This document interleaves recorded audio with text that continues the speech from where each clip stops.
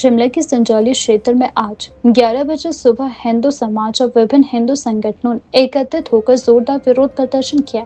यह आयोजन ठीक एक वर्ष पहले इसी दिन इसी स्थान पर हुए आंदोलन और प्रशासनिक लाठीचार्ज की स्मृति में किया गया। देवभूमि संघर्ष समिति सहित कई हिंदू संगठनों की अगुवाई में आयोजित इस कार्यक्रम में लोगों ने हिस्सा लिया। प्रदर्शन के दौरान पिंडदान कर सरकार और प्रशासन के उस रवैये का विरोध किया गया जिसे आयोजकों ने हिंदू विरोधी मानसिकता और सनातन विरोधी नीतियों का प्रतीक बताया। प्रदर्शनकारियों और वक्ताओं ने स्पष्ट शब्दों में कहा कि यह केवल एक विरोध कार्यक्रम नहीं बल्कि सनातन धर्म और हिंदू समाज के आत्म सम्मान की रक्षा का संकल्प है। झांसी की रानी जागी थी, झांसी की रानी जागी थी, झांसी की रानी जागी थी, झांसी की रानी मर गई मिट गई हार न मानी, मर गई मिट गई हार न मानी, मर गई मिट गई हार न मानी, मर गई मिट गई हार न मानी। चमक उठी तलवार हिंदू जागो तो, जागो तो, जागो तो एक बार हिंदू जागो तो। वर्षगांठ पिछले वर्ष के आंदोलन की आज के इस कार्यक्रम में मिश्रित भाव मन में उत्पन्न हो रहे हैं।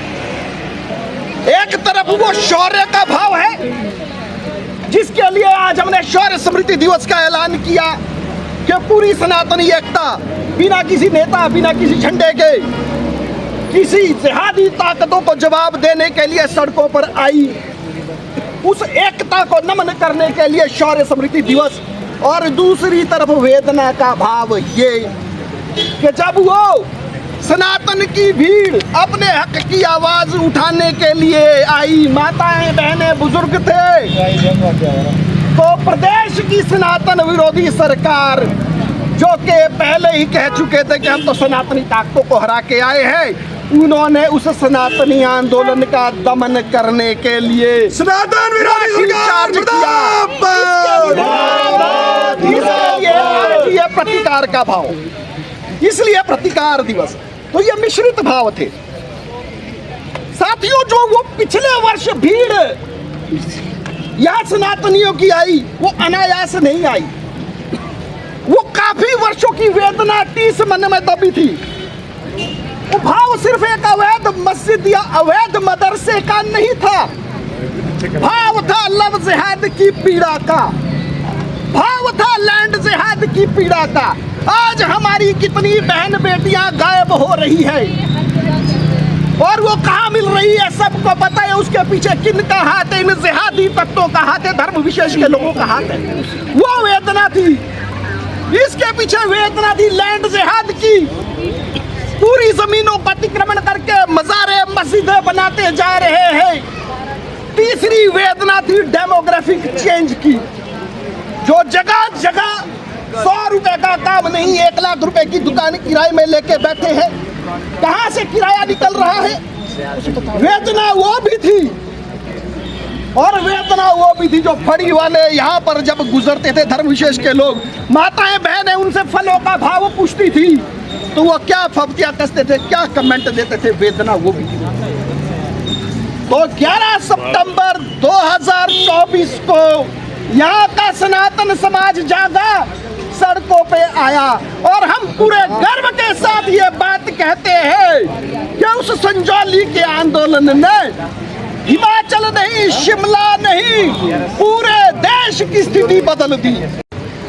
आज 11 तारीख 11 बजे 1 वर्ष पूर्ण हुआ जब सनातन विरोधी सरकार ने हिमाचल प्रदेश के निर्दोष सनातनियों पर लाठियां भांजी, उन्हें लहूलुहान किया, अस्पताल पहुंचाया।